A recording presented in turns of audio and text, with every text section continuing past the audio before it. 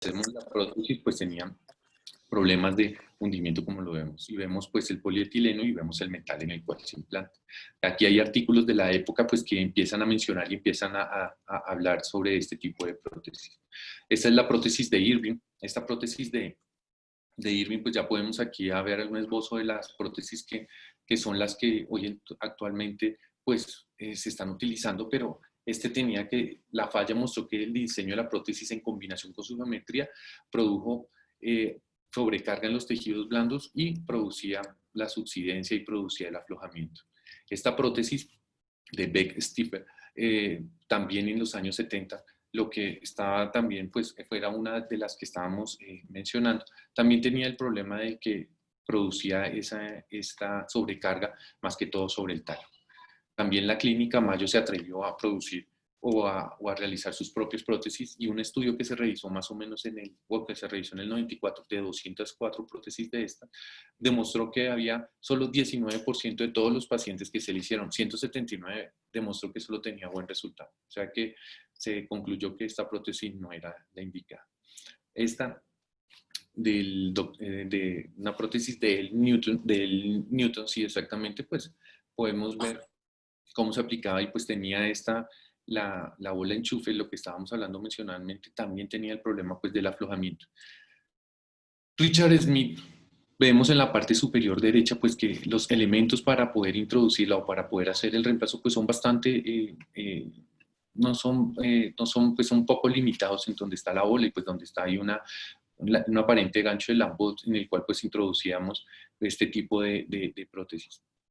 Pero al revisar después un poco los estudios, vemos que este también tiene problemas de falla y también vemos que hay problemas de la cicatrización, de la herida, y también se dejó. Entonces, pues aquí vemos una prótesis donde se hace una osteolisis.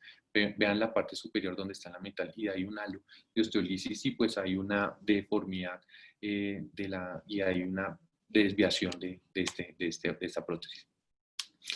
Siguen los estudios, pequeños estudios, y pues todos ellos concluyen que la verdad no son los mejores. Esta es otra de las prótesis creadas en su momento. Esta es una prótesis no constreñida, pues estamos viendo que en el talo, pues el problema es que se hacían grandes resecciones y también grandes resecciones a nivel de la parte distal de la tibia, tratando de encajar, pero el problema era que siempre llegaban a que había una gran pérdida, por ejemplo, en esta imagen del talo. Y entonces, pues, empezó pues a conocerse un poco más y empezar a tener un poco de discrepancia acerca de este tipo de procedimientos. Aquí la seguimos mostrando. Esta también esta es una de las prótesis que van a evolucionar en el tiempo, que es la prótesis de Pappas y Buchel.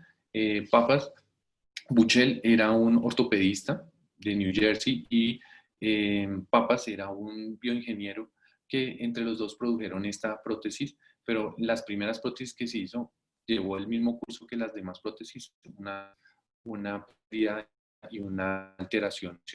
Entonces, de conclusión de la primera generación, lo que tenemos es que tenían mucha restricción excesiva o inadecuada, no había incongruencia del implante, había una resección bastante importante o excesiva, y esto hacía que las sobrecargas que habían a nivel pues del tobillo hacían que se perdiera el implante, y la cementación dio también como consecuencia que al cementar, pues uno, para cubrir esos defectos, y dos, la osteolisis que se producía hacían que empezaran a producirse el fallo. Entonces, altas tasas de aflojamiento y hundimiento, y la conclusión, los diseños de artroplasia de tobillo de primera generación se asociaron a altas tasas, ya lo dije, osteolisis, aflojamiento de implante, pérdida tibial y complicaciones pues de la herida. Entonces, a raíz de esto, entonces empezó a conocer que el tobillo, empezaron ya a postularse ya las teorías biomecánicas y empezó a verse que el tobillo no era solamente una bisagra, que también tenía rotación tanto en inversión y eversión, y eso fue tomándose en cuenta, y que la fuerza horaria era mucho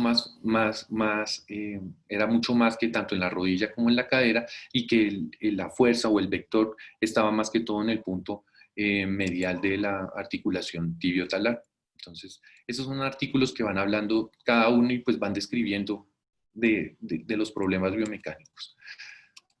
Hasta que llegó la segunda generación, o la segunda ola. Y en la segunda ola, lo que nos encontramos es que ya las prótesis las dividen en dos, entonces de 2 componentes y de 3 componentes. En la imagen de la derecha podemos ver que el componente, que las prótesis de dos componentes tenía un componente de metal que estaba a nivel distal de la tibia, un componente talar y un componente de polietileno. Ese componente de polietileno se podía estar fijo o podía estar móvil. Entonces ahí es cuando se hablan diseños de soporte fijo o soporte móvil. Hay, como toda la regla, una excepción. Takura, un médico japonés, creó una prótesis en cerámica para el componente talar como el componente tibial y tenía un polietileno. Entonces se sale un poco de esto, pero entra en los del segundo componente.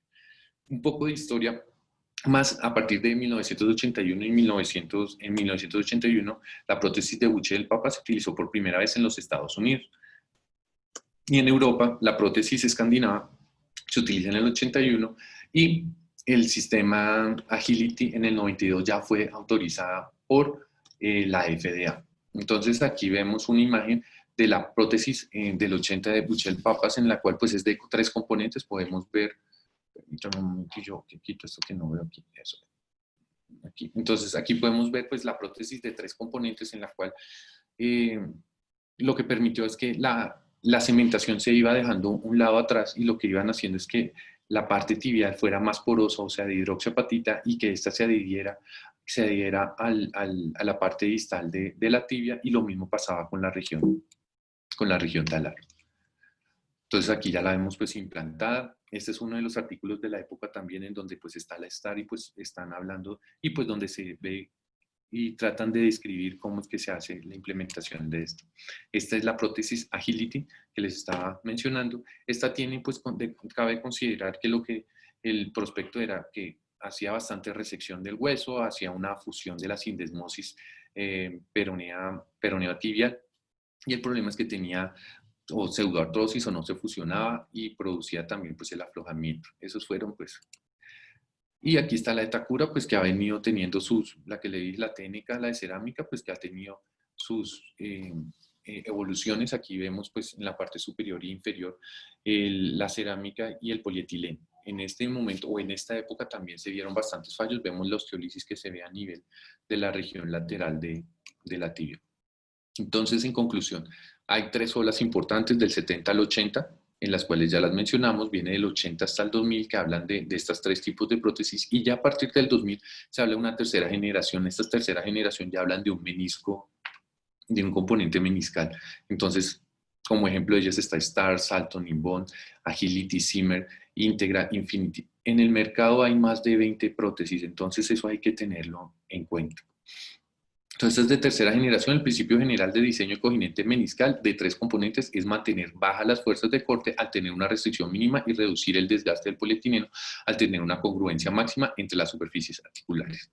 Entonces, actualmente en Estados Unidos están este tipo de prótesis, y aquí, como todos nos gustan los dibujos, nos gustan ver. Esta es la Inbond, fue puesta en el mercado en el 2005.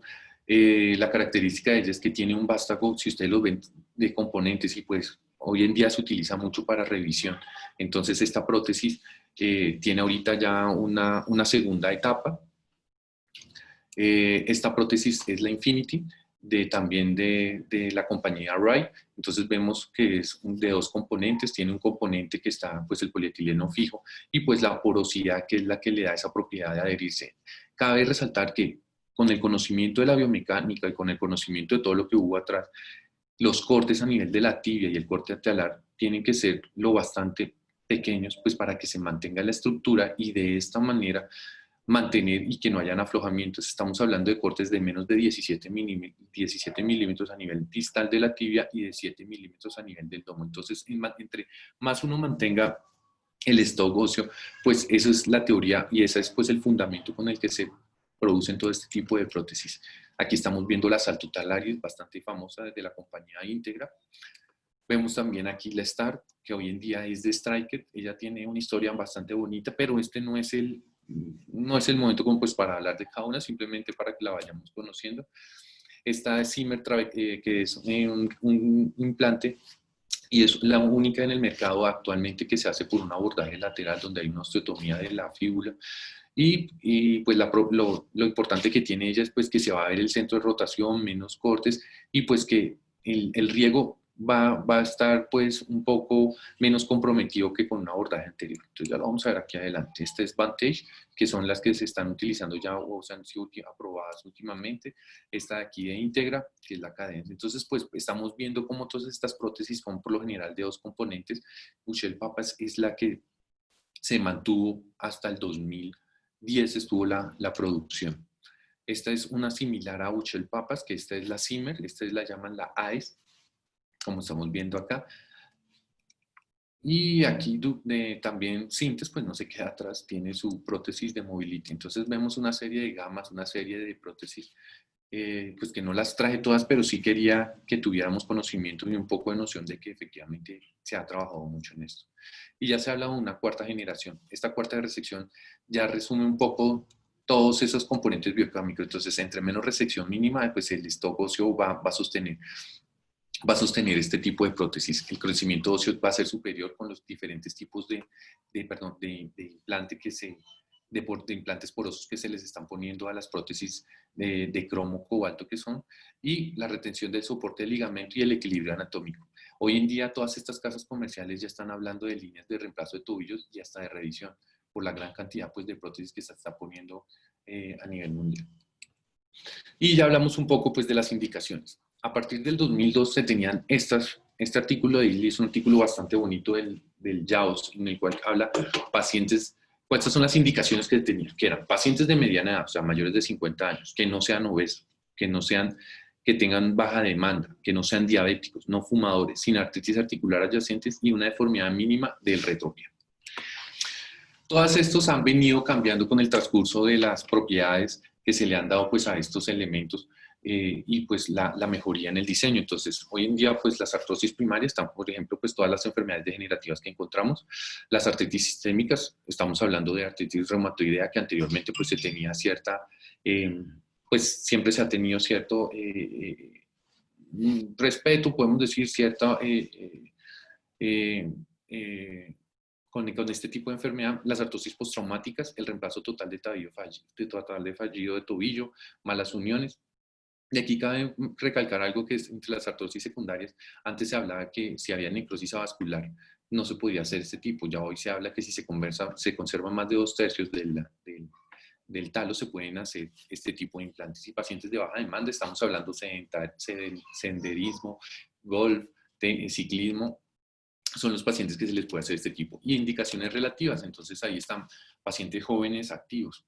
El problema con los pacientes jóvenes, pues ya lo vamos a ver más adelante, es la alta tasa que puede haber de subsidencia de la prótesis, neuropatías periféricas, mala alineación severa de las extremidades inferiores, osteoporosis marcada, osteonecrosis del talo, aquí está pues lo que habíamos hablado anteriormente, el fumar, terapias inmunosupresoras, mayores demandas de actividad física, aquí está pues trotar, tenis, equino, esquí, y las contraindicaciones absolutas que no han cambiado, que son infecciones activas, enfermedad vascular periférica grave, compromiso de tejidos blandos, necrosis vascular de más de 1/3 del talo, inestabilidad no manejable, mala alineación, trastornos neuromusculares, neuropatía, tipo artropatía de Charcot, síndromes diabéticos, ojo con esto, que no estén controlados, sospecha, documentación de alergias o intolerancia, por ejemplo, al cromo cobalto, y mayores demandas de actividades físicas, ya estamos hablando de deportes de contacto.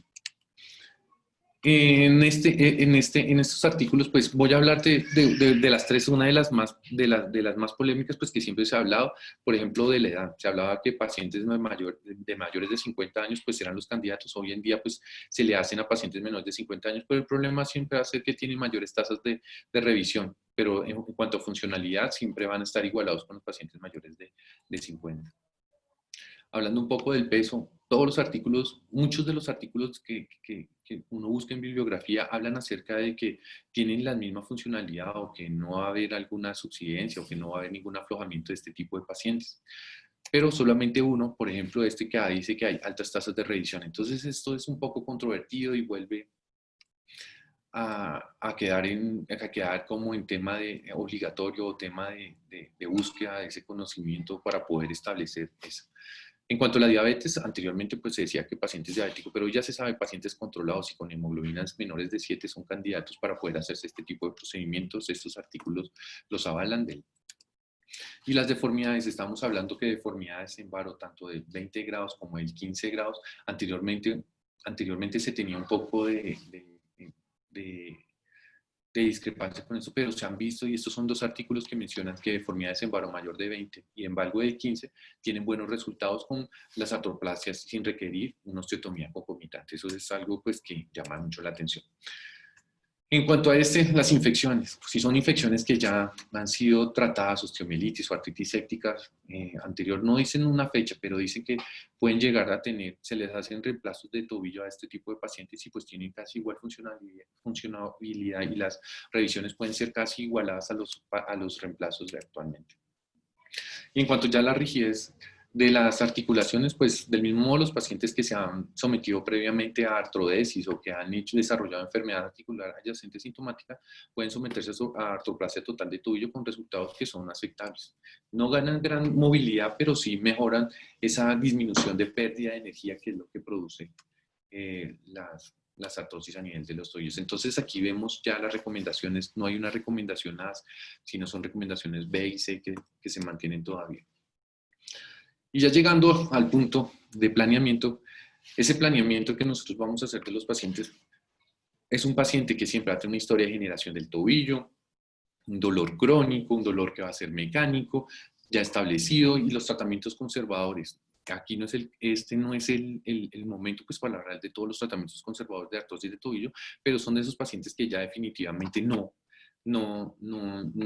tratamiento conservador no nos lleva pues, a una mejora. Entonces, pues lo primero que todo hay que mirar la alineación de los pacientes, tenemos que mirar cómo está la movilidad, cómo están los tejidos blandos, hacer una historia clínica bastante juiciosa con este tipo de pacientes. Tomar inicialmente unas radiografías, siempre preguntar por esos antecedentes de traumas, de cómo se desencadena el dolor, y aquí pues ya lo vamos documentando. Después se pueden hacer radiografías ya para el planeamiento y son radiografías, por ejemplo, la proyección de Salmat, en la cual ve la alineación del calcáneo con el eje de la tibia, proyecciones longitudinales de los miembros inferiores, pues para ver si hay un varo o un valgo, y ya aquí empiezan a ver ángulos lateral, distal, tibial y anterior de la tibia, 89 más o menos 3 y 82 más o menos 2 para la parte anterior para decir si es varo o valgo recurvatum o antecurvatum. Las tomografías computarizadas siempre nos van a ayudar para definir la destrucción de las superficies articulares, las incongruencias, los defectos óseos, si hay necrosis avascular. La resonancia magnética son lesiones de las estructuras, si hay lesiones de las estructuras de los ligamentos, cambios morfológicos del tendones. Todos estos es para poder llevar a ese planeamiento, a esa mesa quirúrgica con los mejores conocimientos acerca de nuestro paciente y saber si vamos a hacer algo para ellos. Los abordajes, hay dos abordajes, uno es anterior y el otro es lateral, también está escrito el posterior, pero aquí me voy a centrar un poco en el anterior y el posterior. Entonces el anterior, estamos viendo que hay una línea negra que se traza a 1 centímetro lateral de la espina de la cresta tibial y vemos una línea punteada, si la ven acá. Esta línea punteada está delimitando el tibial anterior. Hacemos una incisión en la cual la vemos la incisión y sale el nervio peroneo superficial que tenemos que proteger. Aquí donde está metiendo aquí el elevador o donde está introduciendo el elevador, estamos haciendo una incisión de los retináculos de los extensores. Del retináculo de los extensores hacemos una incisión y los libros lo describen como zona segura. Zona segura es que ahí no se encuentra el paquete neurovascular. Va a estar entre el extensor largo de los dedos y el extensor pollicis longus. Entonces, para tenerlo en cuenta, tibial anterior, hacemos la incisión acá y es zona segura. ¿De acuerdo? Hacemos la retracción, entonces, la retracción lateral y ya empecemos a exponer. En cuanto al abordaje lateral, pues ya lo había mencionado con la imagen de la prótesis de metal trabecular. El problema, pues, se hace el beneficio que tiene es uno, pues es la exposición, que los planos son bastante sencillos y pues no va a haber alguna complicación con algún paquete neurovascular. El problema siempre va a ser, aquí lo estamos mencionando, que cuando se hace la osteotomía de fíbula y en este artículo aquí que nos lo corrobora son las malas uniones que se pueden presentar.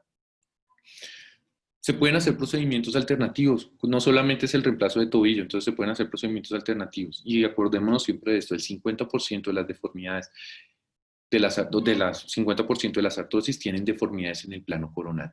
Valgo, varo, pero la tienen. Entonces, esto es importante. Las tasas de complicaciones cuando se le realizan este tipo de procedimientos alternativos es igual a los pacientes que no lo tienen, y hay poca evidencia sobre esto. ¿Qué se pueden hacer? Alargamientos del tendón de Aquiles, reconstrucción del ligamento lateral, osteotomía del calcáneo, liberación del deltoides, varo mayor de 15 grados, si hay supinación, osteotomías del cuneiforme. No hay indicaciones establecidas para estos procedimientos que varían según la preferencia de cada cirujano. Oiga, lo veo. Y las complicaciones pueden haber fracturas malleolares, medial, por el abordaje. Por el abordaje, pues más que todo son dehiscencias de estructura. Lesiones neurológicas, más que todo del nervio tibial posterior, lesiones tendinosas, ya si es por vía anterior es porque los instrumentos pueden por el corte dañar las estructuras tendinosas que están en el retropié. Y osificación enteropotópica. Modos de fracaso, pues van a haber indicaciones, vas a ver indicaciones de revisión, infecciones, aflojamiento séptico, subsidencia, y la tasa de revisión actualmente está del 5%. Los factores de riesgo son pacientes jóvenes, artritis reumatoidea y artrodesis subtalares. Y lo que nos gusta pues a todos, saber y cómo les va, y cómo les ha ido esto, pues ya hay tablas de supervivencia, están pues estas tablas pues, o estos estudios que hablan acerca ya de estudios de 5, 10, 15 años con este tipo de prótesis de tercera generación, en cuanto vemos que la mayoría a los 5 años tienen altas tasas de supervivencia, casi el 90%, a los 10 años pues ya empieza, se mantiene, y a los 15 años ya pues ya empieza a variar un poco, pero en términos generales les ha ido bien, nos ha ido bien con estas. Otro artículo más que corrobora de estas prótesis que, por ejemplo, la STAR, que es la que más se ha puesto, de 90%, 87%, y algunos a los 15 años hasta el 87%. Esto estamos hablando del seguimiento, o sea, de la viabilidad de esto. Artículos más grandes pues, que hablan y que mencionan acerca de la supervivencia de esto.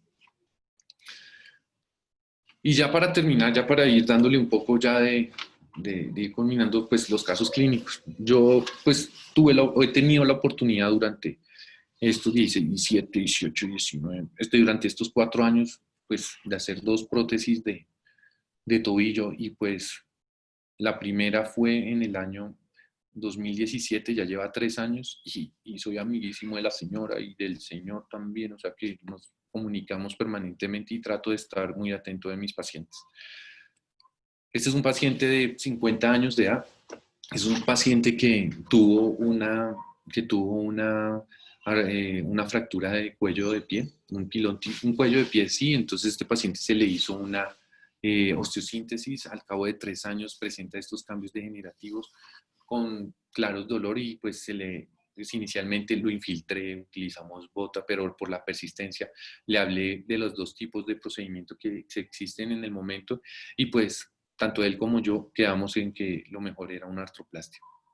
Tomamos una radiografía que lo traía en su momento, ustedes pueden ver esos cambios degenerativos de la articulación tibiotalar, y pues cómo se ha perdido esa congruencia, pues los signos claros de que hay esclerosis, que hay pérdida de la articulación, que hay, y lo complementé pues con una radiografía panorámica en donde pues veíamos que pues las huellas del antiguo trauma a nivel del pie. Hicimos el procedimiento, la hice con una prótesis de Infinity que hay actualmente. Estos son los resultados. Y este es el paciente 3 meses después de la cirugía. Entonces aquí les muestro. Pues puedo decir que para esta época, eso fue en el 2019, y para esta época este paciente él es operario, pero entonces con las restricciones pues lo pudimos dejar en una oficina, pero en ese momento estaban lo de las marchas, donde colapsó todo el servicio público. Este señor me dice que caminó más de 3 kilómetros y que sin ningún problema. Entonces pues lleva 1 año, pues ahí vamos con el hombre.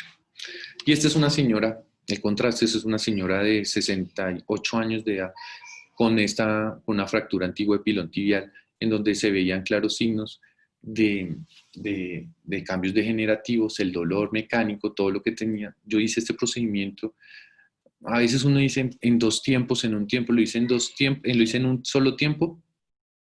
Fue bastante dispendioso poder retirar este tipo de material. Aquí estamos pues viendo pues que no había una deformidad bastante importante. Y aquí estamos viendo a la señora 3 meses después de la cirugía. Ella tenía una rigidez articular. Y esa lo llamé a las 3 meses. El problema que tengo a veces con los pacientes es el seguimiento. Llegan por su EPS y pues el problema es que los vemos 1 o 2 veces y después los perdemos. Entonces aquí está la señora muy contenta y su hija con su bolsa después de 3 meses que la conocí. Y ya que en resumen, entonces la artroplasia total de tobillo se ha convertido en una alternativa aceptada para la artritis de tobillo en etapa terminal y su uso ha aumentado considerablemente durante la última década. El objetivo de cualquier cirugía de reemplazo es mejorar la función y disminuir el dolor, y se requieren más estudios de alta calidad con seguimiento a largo plazo para aclarar y mejorar los beneficios de la artroplastia. Por favor, el reemplazo de tobillo ya no es considerado un procedimiento marginal o inferior a la fusión del tobillo, sino es una alternativa viable en la población de pacientes adecuada. Tampoco puedo discriminar que no es que sirva la artrodesis. Ese es otro capítulo aparte, esa es otra charla aparte, pero en general tenemos esto que lleva ya casi 40 años y pues que si somos juiciosos lo podemos seguir instaurando. Doctor Morales, he dicho. Muchas gracias, William. Preguntas del auditorio al doctor Montt, por favor. Debe de haber varias. Muchísimo.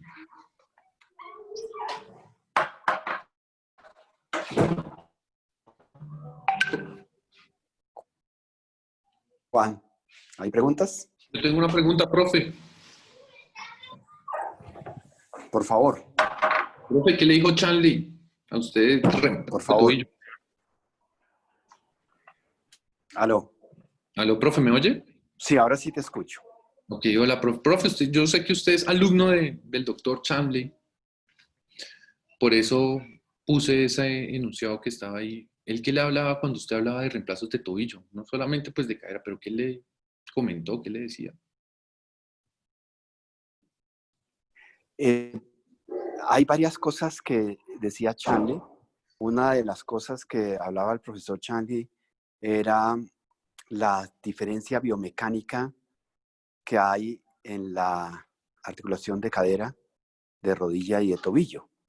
Si ustedes se ponen a pensar, el diseño de la cadera es completamente diferente al de una rodilla, y el de la rodilla, por supuesto, diferente al de un tobillo. John, ustedes han visto, los que están comenzando en ortopedia van a ver que las artrosis primarias de tobillo son raras. El cartílago del tobillo es diferente al cartílago de la rodilla y es diferente al cartílago de la cadera. Y por ahí, por cada 50 reemplazos de cadera, uno puede encontrar uno de tobillo. Y lo mismo reza con relación a los reemplazos de rodilla. O sea que la frecuencia de esta cirugía es mucho menor que la que ustedes ven en las otras dos articulaciones. Y la gran mayoría de reemplazos articulares de tobillo hoy en día se realizan en pacientes que tienen una artrosis postraumática, que es, ahorita hablamos de eso, y también en pacientes que sufren de artritis reumatoidea. Por artrosis primaria, aquí en nuestro medio es difícil conseguir este paciente. Pero sí el trauma que ustedes conocen, y el de todos los días, traumas posteriores a fracturas trimalolares, donde uno deja escalones que no reduce, en fracturas de pilón tibial, si estos traumatismos sí dañan considerablemente el cartílago, y siendo un área que es muy pequeña, porque el talo no mide ni el platillo tibial, el pilón tibial no tiene más de 3 centímetros por 3 centímetros, 3 centímetros por 4 centímetros. Cuando hay daño de esta zona, definitivamente se desarrolla fácilmente una artrosis.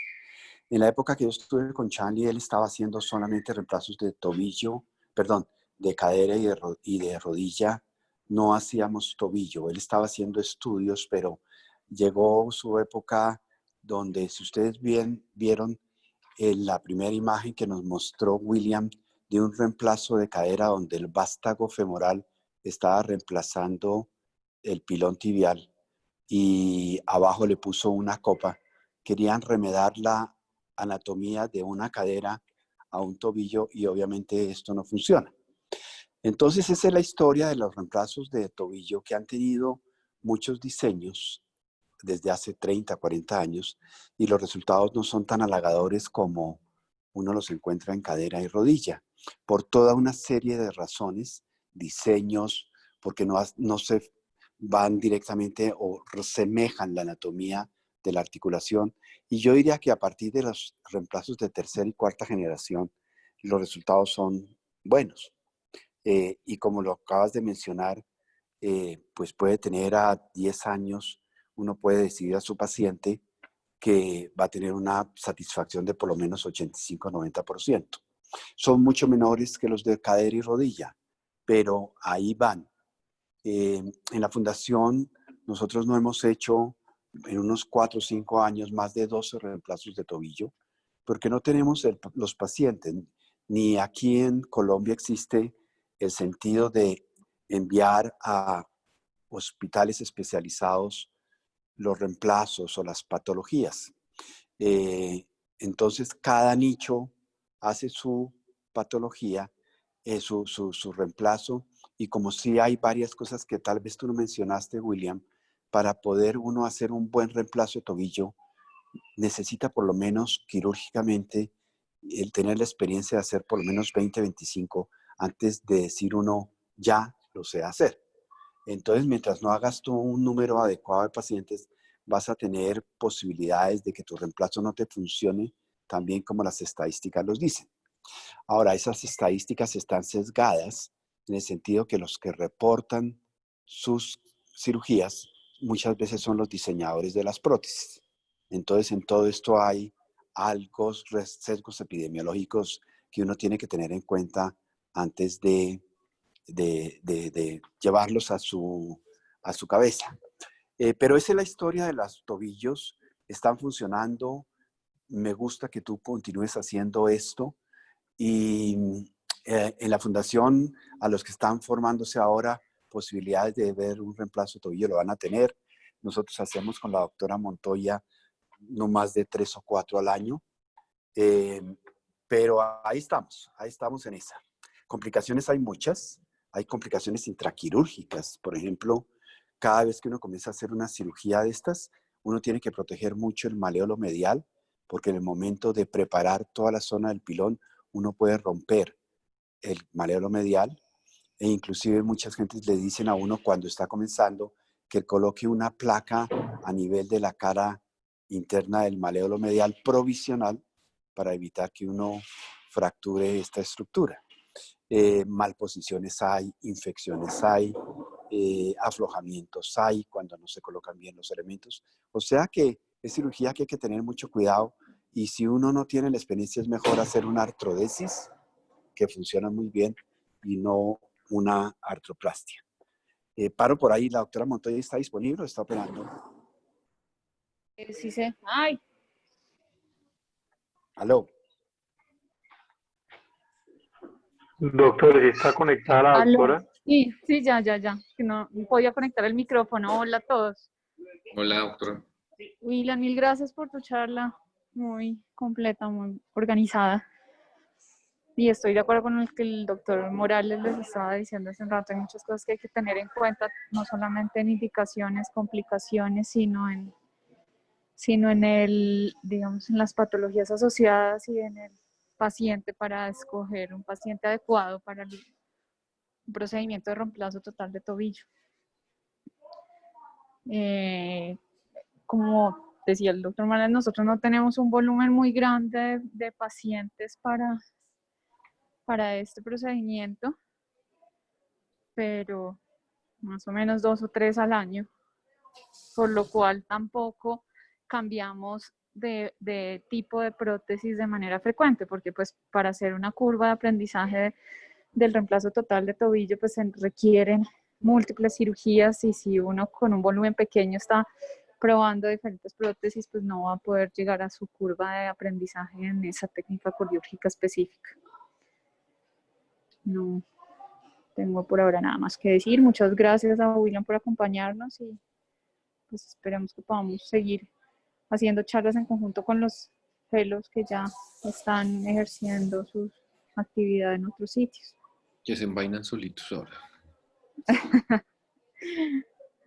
No, muy bien. No, muchas gracias. Y para mí siempre, como le digo, mi profe siempre lo tengo presente en cada uno de mis pacientes. ¿De acuerdo? Sus enseñanzas para mí, las de la doctora Montoya, son indispensables. De verdad que sí. Y hay que seguir ¿Algún- leyendo. ya. ¿Alguna pregunta de los doctores, de los residentes? No, de aquí estoy pendiente del chat, no me han puesto ninguna pregunta. Ninguno ¿No hay? del chat, no, Bueno. señor. Bueno, William, Profe. de todas maneras, muchas gracias, muy querido.